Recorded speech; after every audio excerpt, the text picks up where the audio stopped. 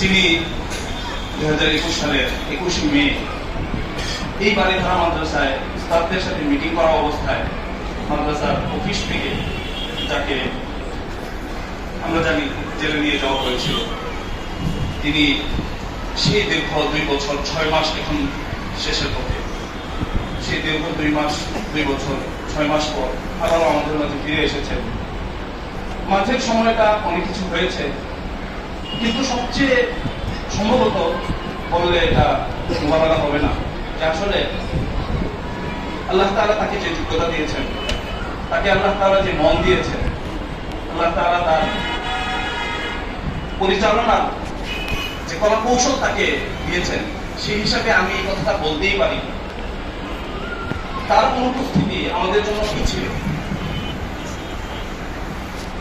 कितना खौफ होता है शाम के अंधेरों में, कितना खौफ होता है शाम के अंधेरों में, पूछ उन परिंदों से जिनके घर नहीं होते। আমার কথাটা কি আপনাদের বুঝে এসেছে? তো আমাদের অবস্থা আমি আমার ভিতর থেকে যেটা অনুভব করেছি সেটা এটাই। कितना खौफ होता है शाम के अंधेरों में, पूछ उन परिंदों से जिनके घर नहीं होते। আল্লাহ তাআলা হযরতকে আমাদের মাঝে ফিরিয়ে দিয়েছেন, আমাদের আশ্রয় আমাদের মাঝে চলে এসেছে। আমরা যার স্নেহের ছায়ায় থাকতে চাই, যার নেতৃত্বে আমরা আগামীর পথ চলতে চাই, মাদ্রাসার ভিতরে মাদ্রাসার বাহিরে সকল কাজে আমরা যাকে আমাদের সামনে পেতে চাই, আমাদের হযরত মুহতামিম সাহেব দামাত বরকাতুহুল আলিয়া হযরত মাওলানা মুফতি মুনির হোসেন কাসিম হযরত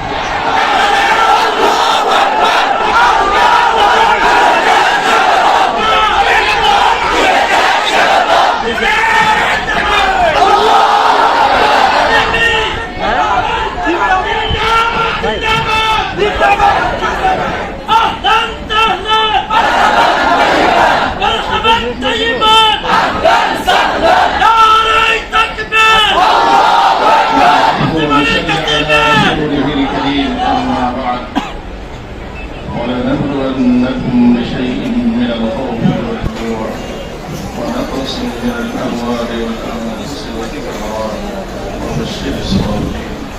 وقال رسول الله صلى الله عليه وسلم: عجبا لأمر المؤمن إن أمره كله له خير إن أصابته سراء شكر فله أجر وإن أصابته ضراء شكر صبر فله أجر.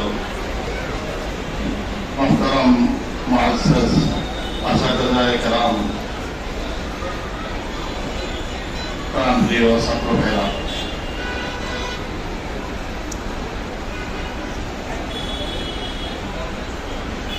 গ্রেফতারির পর প্রায় 9 থেকে 10 দিন পর্যন্ত রিমান্ডে এই থানা থেকে সেই থানা, সেই থানা থেকে সেই থানা, এই সংস্থা থেকে সেই সংস্থা 10 দিন ঘোরার পর 11তম দিন আমাকে কারাগারে পাঠানো হলো, কেরানীগঞ্জ কারাগারে। ওখানে যাওয়ার পর বিসমিল্লাহ করে যখন ওই ওয়ার্ডে ঢুকলাম, তখনই আওয়াজ শুনলাম একসাথে হাবিবুল্লাহ মাহমুদ কাসিমি আর মাওলানা আজিজুল হক ইসলামাবাদী সাহেব আমাকে হাত দিয়ে রাখতেছেন, ওনাদের দাঁড়ানোর ফাঁক দিয়ে, এদিকে আসেন তাড়াতাড়ি। গিয়ে ওখানে 10 দিনের যে ক্লান্তি দুঃখ যা ছিল সবগুলো মনে হয় এক মুহূর্তে শেষ হয়ে গেছে। দ্বিতীয় দিন, প্রথম দিন তো সন্ধ্যায় গেছি, ওখানে তাড়াতাড়ি লক করে দিছে, ভিতরে ঢুকে গেছি। এখানে আরো 4 জন ছিল, আমি পঞ্চম। একটা ছোট রুম 14x9, এই হলো রুমের সাইজ, এর ভিতরেই বাথরুম, এর ভিতরেই খানা বানা, এর মধ্যে জামাতের নামাজ পড়া। এর মধ্যে আলহামদুলিল্লাহ আমাদের ইমাম সাহেব ছিলেন ওখানে, যার কারণে আমরা রাতের সেই মজা নেওয়ার লুৎফান্দোজ হওয়ার সুযোগ আমাদের হয়েছে 1 মাস পুরা। আলহামদুলিল্লাহ কোন তেনাজেলা করা শিশার বাজারের মধ্যে, এশার মধ্যে এগুলোর আমল হয়েছে সেখানে। কিন্তু দ্বিতীয় দিন আসরের নামাজের পর আমি জেলে যাওয়ার মাত্র 3-4 দিন আগে এই নিয়মটা হয়েছে, অর্থাৎ এই 1.5 মাস যাবৎ নিয়ম চলে আসতেছিল একদম 24 ঘন্টা লকআপ, কেউ বের হতে পারবে না। 4-5 মানুষ এই রুমটার ভিতরে, এইখানেই খাওয়া দাওয়া, পেশাব পায়খানা যা আছে, সুদ দুধ সবকিছু এখানে। কিন্তু আমি যাওয়ার 3-4 দিন আগে শুনলাম যে 40 মিনিটের জন্য বিকাল 3:20 ছাড়তো, আর 4টার সময় সেটা আবার কি লক করে দিত। 32 ফিট লম্বা, 5 ফিট চওড়া একটা মাঝখানে করিডোর, এটার মধ্যে হাঁটাহাঁটি 45 জন মানুষ। হাবিব সাহেব, আহমদ আব্দুল কাদের সাহেব, আরো কোরবান আলী সাহেব, যারা মুরব্বী ছিলেন, হাফেজ আব্দুল হক সাহেব, তারা মুসলিমদের এখানে খুব মাজুর মানুষ। এই সব 45 জন মানুষ 5 ফিট আর 32 ফিটের মধ্যে কি করে হাঁটাহাঁটি। এটা তাও 40 মিনিটের জন্য, 24 ঘন্টার মধ্যে 40 মিনিট মঞ্জুর করছেন বড় মেহরবানি করে আমাদের জন্য। হ্যাঁ, ওটা আবার সিসি ক্যামেরা আছে, যদি 2-4 মিনিট বেশি হয়ে যায় বন্ধ করতে, তাহলে ওই ম্যাডাম চাকরি নেটন দেবে যেখানে কারারক্ষী। এই জন্য 1 মিনিট আগে থেকে লাগানো শুরু হয়ে যায়, 40 মিনিটের পুরো পাওয়া যায় না। যাই হোক, আর এই সময়টা যখন বের হতাম তখন গিয়ে ধরছে আমাকে কিছু আলেম ওলামারা, কি খবর নিয়ে আসছেন, মানে আমি সবার পরে জেলে ঢুকলাম, সত্য খবর আমার কাছে থাকবে নতুন। তখন আমি কেন যেন বেলা 7টা বলছি যে ভাই, বাইরের হালাত হলো, যারা আমরা হাফেজ না, হেফজ শুরু করেন, বিসমিল্লাহ বলে। কথাটা অনেকেরই একটু আসলাম ভালো খবরের জন্য উনি বলে কি, আমি বললাম যে আমার আন্দাজে মনে হচ্ছে যে পরিস্থিতি নির্বাচনের আগে বোধ হয় আমাদের সরাসরি হবে না, অন্তত 2-4-10 জন মানুষের এই অবস্থা তো হবেই। এই কথাটা আমি তখন এমনি বললাম, যেহেতু তখনকার হালাত আমি স্বাভাবিকভাবেই 1-1.5 মাস পরে যেহেতু এটুকু জানা ছিল। আর যখন আবার লকআপ করে দেবে, তখন মুরুদ্দুল মোহাম্মদের লোক আছে লাইভে টাইপিং করে করোনা সাহেব, একে দরিয়ার পানি একের সময় খান, উনি বেশি বিচলিত এই মানুষ। আমাকে আলফাওয়ালা শরীফুল্লাহ সাহেব, মন্ত্রী আজহার সাহেব, ওনারা আছেন, বলতেছেন যে হুজুর আসল কথাটা কি, আমরা কি বের হতে পারবো না। আমার চোখে পানি চলে আসছে, আমি বলছি কি বলেন আপনারা, এত অস্থির কেন? আপনাকে আমাকে শুধু লোহার দরজা দিয়ে একটা বড় তালা দিয়ে লক করছে। আরে ভাই, আমরা তো 3 বেলা খাবার পাচ্ছি এখানে, আবার আপন জনদের সাথে মিলে আছি, সবাই আমরা নিজের এখানে আপন জন। হযরতে শাইখুল হিন্দ রহমাতুল্লাহ আলাইহি প্রতিদিন বিকালে নিয়ে যাওয়া হতো। কিসের জন্য নিয়ে যাওয়া হতো? ওনাকে লোহার শিকল গরম করে কোমরে বাঁধবেন, এই জন্য প্রতিদিন নিয়ে যাওয়া হতো। আপনাকে আমাকে খানা দেয়, সব কিছু করে আমরা আপন জনের মাঝে আছি, আমরা তো তাদের সন্তান। হযরত মদনী রহমতুল্লাহ আলাইহি লেখেন, শেষবার যখন নাকি 4.5 বছর একাধারে ছিলেন উনি, তখন উনি বলতেছেন, রহমতে খুদাবন্দি কি তদল্লি ইতনি জ্যাদা হুই कि मुझे रिहाई के लिए दुआ करने में, दुआ मांगने में भी शर्म आने लगी। उलाइका आबाई फजिदनी बिमिसलिहिम इज़ा जमाअतना या जमील मजामिअ। আমরা সেই সন্তান, তাহলে আমরা কেন ভেঙে পড়বো, আমরা এত জেজা মাজা কেন করবো?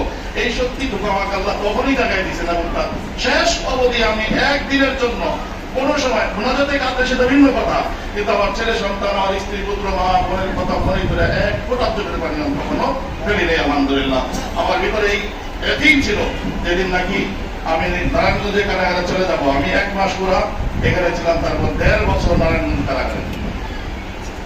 যেদিন যাবো, ওনার মুক্তির কথাবার্তা চলতেছে, কিছু কিছু আভাস পাওয়া যাচ্ছে। আমি বললাম আহমদ কাসিম সাহেব বেরোয় যাবেন। উনি আমাকে জিজ্ঞেস করলেন, হুজুর আমার জন্য কি হুকুম যদি আমি বাইরে যাই? আমি বললাম কি সম্পর্কে জানতে চান সেটা বলেন। বাড়ি তারা মাদ্রাসা সম্পর্কে। আর ওনাকে বললাম, ও সেনকালেও মাদ্রাসা চৌধুরীর কথা, ওই এলাকায় যাবেন না, একদম না। আপনি মাদ্রাসায় গেলে মাদ্রাসার সাথে কোন যোগাযোগ হলে ফিতনা হবে, মাদ্রাসার মধ্যে খালফিসার হবে, কাজের কাজ কিছুই হবে না। এই প্রতিষ্ঠানের সামান্যতম কোনো ক্ষতি আপনার মাধ্যমে আমার মাধ্যমে হোক, একটি সুমা খারাপ হোক, তার সুনাম যে আছে এটা খারাপ হোক, এটা আমরা কোনোভাবেই চাই না। আল্লাহ করলে, আমি তখনও আগে বলছি, আমি এক স্বপ্ন ওখানেও দেখছি, আমি বলছি যে আল্লাহ যদি করেন, আমি যেদিন বের হব, এর মধ্যে আপনি আমি 1 মাসের ভিতরে সুন্দরভাবে ওখানে যাবেন আমার স্বপ্নে হবে। আপনি কিন্তু এর মধ্যে অন্য ধরনের কোনো হাতে আপনি হারামও করবেন না। এই মাদ্রাসার কোনো কি হোক, এটা আমরা কোনোভাবেই বরদাস্ত করতে পারবো না। কারণ এই মাদ্রাসা শুধু মাদ্রাসাই তো না, এটা তো আমাকে আদর্শ দিছে, এটা আমাকে ফিকির দিছে। এই মাদ্রাসায় না আসলে কাসিম সাহেবের সান্নিধ্যে না আসলে, হযরত ওবায়দুল্লাহ ফারুক সাহেবের সান্নিধ্যে না আসলে যে টুকরা টুকরা কথাগুলি বলেন, সামান্য সামান্য ওয়াকিয়াত শোনান, এগুলোর মাধ্যমে আমাদের মধ্যে একটা আদর্শ জন্ম নিয়েছে। সেই আদর্শের সাথে মাদ্রাসার সুনাম নষ্ট হয় এমন কোন রকম হারকাতের সাথে যায় না। বিধায় আমরা একটা আদর্শ লালন করি। এই মাদ্রাসাকে শুধু মাটির নাম করে মাদ্রাসা, দরুদের নামতে মাদ্রাসা না, মাদ্রাসাটা আদর্শ নাম, ফিকিরের নাম। আমরা সেই ফিকিরটার সাথে গিয়ে চলবো। আল্লাহকে ওদের শত বাড়ি ধারা তৈরি হবে। এই এতমিনানের সাথে ছিলাম। আর বিভিন্নভাবে বিক্ষিপ্তভাবে খবর দেয় আমাদের কাছে। বিশ্বাস করেন, যারা এখানে ছিলেন, আমি মনে করি আমি আপনাদের ছেলে ভালো ছিলাম, কারণ ফেরত আমাকে কম পাইছে। আর এখানে যারা ছিলেন ফেরতে, এই ভাইরা যেইভাবে চাপের মুখে নানান ধরনের কম্প্রোমাইজ করতে বাধ্য হয়েছে, মজবুর হয়েছে, সেইখানে যে কথা বলার নয় তাও বলানো হয়েছে তাদেরকে দিয়ে। তাহলে এক তো মানুষগুলো মজবুর হয়ে যে কাজটা করলেন, সেটার জন্য আমি আবার কি নতুন ভাবে আয়োজন করতেছি, তাদের বদনাম করবো, তাদের প্রতি আমি কি মনের মধ্যে খুব রাখবো, তাহলে আমি কি মুসলিম না। এজন্য যারা এখানে থেকে মাদ্রাসাকে টিকানোর জন্য যে কোনো ধরনের পদক্ষেপ নিতে বাধ্য হয়েছেন, এইগুলাকে আমি সম্মানের সাথে দেখি এবং এটা আমি বিশ্বাস করি আপনারা মাদ্রাসাকে টিকানোর জন্য, আদর্শকে টিকানোর জন্য এই পদক্ষেপ নিয়েছেন। আর না হয় এটার বড় সাক্ষী হলো আজকের এই দিনটা।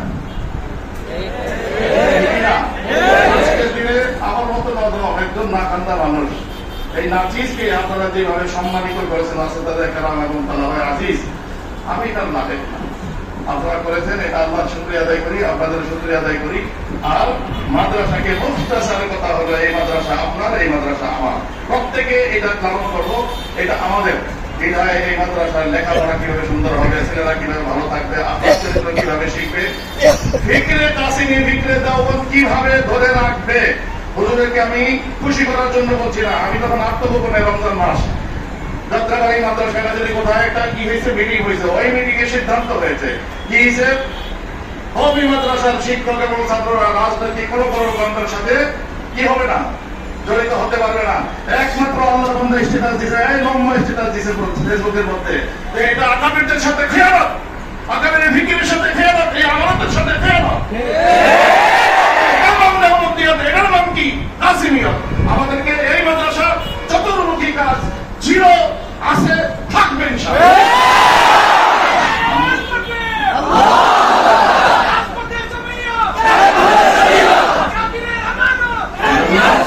সময় মতো দুঃসময়ে সাহসিকতার সাথে এই কথাটা বলা, এটা চারটিখানি কথা ছিল না, তখন চাপ সবার উপরে ছিল, উনি দিয়েছেন।